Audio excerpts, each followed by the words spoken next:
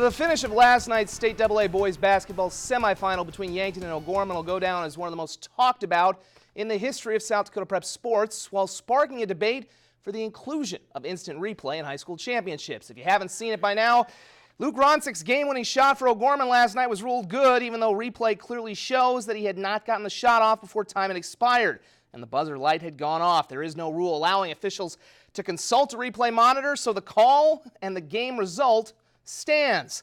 Now Yankton would lose to Harrisburg 70-64 in overtime of the third-place game this afternoon, while O'Gorman moved into the championship game against Brandon Valley. As we take a look at those highlights, game just wrapping up not too long ago, and early on, Carter Olthoff taking advantage of a screen. He drains that one from downtown as the Lynx take the early lead in the first quarter. The Knights respond at the other end. Zach Norton, he's got a winning name and he's got a winning play right here. Driving inside, getting 2 plus the foul. He'd missed the free throw, so O'Gorman still trails by 2. Later on in the second quarter, Gavin Terhark in the post. He scores plus the foul. Lynx continue to lead by 2. Back and forth game. Here's last night's hero for O'Gorman, whether you like it or not if you're from Yankton. Luke Ronsick with a long jumper. In the end, though, it's Brandon Valley pulling it out 54-47. The Lynx are state champs. The Brandon Valley girls also played for the AA title against Lincoln, and the Lynx came out firing on all cylinders. Here's Lauren Wells for 3 as Brandon Valley jumps out to a 5-point lead. That one rattling all the way around the cylinder and down.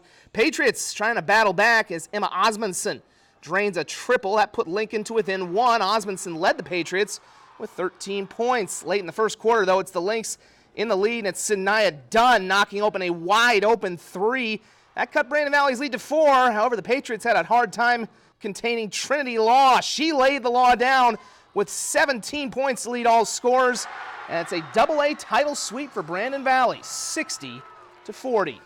Back east, 24-0 West Central meeting 23-0 Winter for the girls' State A championship. We picked this one up in the first quarter. Fast start for Winter, thanks to their defense. Pushing in transition, it's Calla Bertram. 2 plus the foul as Winter is out to a 7-0 lead. Trojans settle down and settle in thanks to their defense. Off a steal, it's Callie Nelson coming in and finishing. She led West Central with 20, and the Trojans actually led 36-32 at the break. However, the fourth quarter belongs to Winter.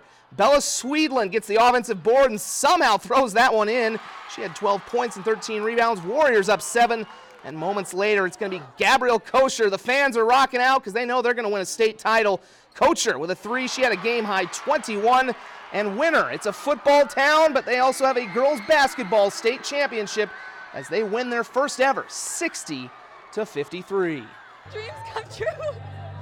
We've worked so hard to get to where we are, and we left no doubt that we're the best team in the state.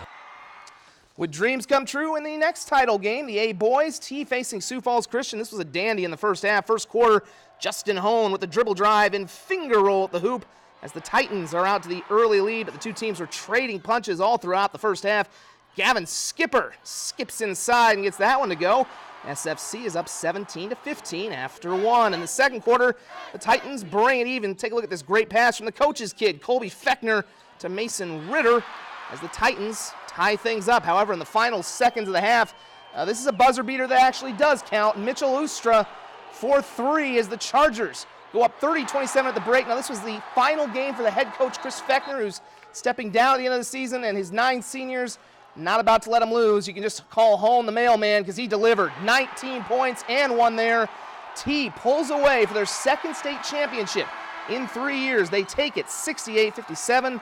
The perfect send-off for those seniors and their coach. Feels great. We've been doing this for 10 plus years now against the same group of guys, so it feels great to go out and play against them. Short and sweet. Finally, they were packed to the rafters in Aberdeen for the State B title tilt between Clark Willow Lake and DeSmet. Looking to take the early momentum, it's DeSmet's Kaylin Gary, who had 27 the other day, knocking down a 3 from the wing. Quickly responding, though, are the Cyclones. Jacob Prouty, he went for 37 in the semifinal. He had 19 in the first half. There's a triple from the top of the key. Think about all the talents Clark Willow Lake has had over the years. Skylar Flatten, they've never won a state title.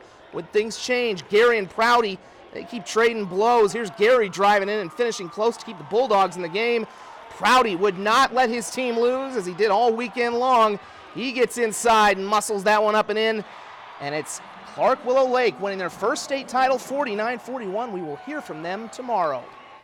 After coming up a bucket shy of winning the Division II National Championship last year, the Northern State men's basketball team carried over the mantra of not done yet into this season, one which saw them repeat as NSIC champions and return to the Central Regional. Today they begin their quest to get the national title that eluded them last year in the first round of the Central Regional against Southeast Oklahoma State's Savage Storm.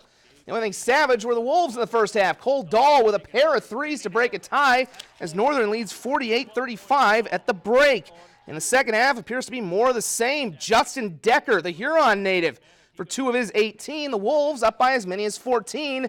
Savage Storm would chip away, but this Gabe King hoop with about 2 minutes to go gives the Wolves a 12-point lead. It's over. It's not over. After turnovers and missed free throws, Southeast goes on a 16-6 run. Wolves could have iced it with that free throw right there, but they missed. They're up by 3.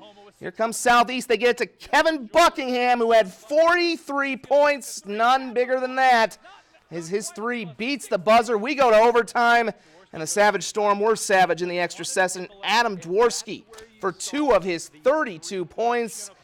Last year's title game was a heartbreaker, and so is this one, as Northern State is stunned in overtime. 115-103. They finish the season 26-7. A few more things we don't quite have time for tonight. The Sioux Falls Storm get a win at Bismarck. We're going to have those highlights tomorrow and on our website, kdlt.com. Also look for the state hockey tournament. Rushmore beat Brookings. Sioux Falls was in a good one late. We'll, of course, have highlights from the championship game tomorrow on KDLT News at 5 and 10. We're back in 1 moment.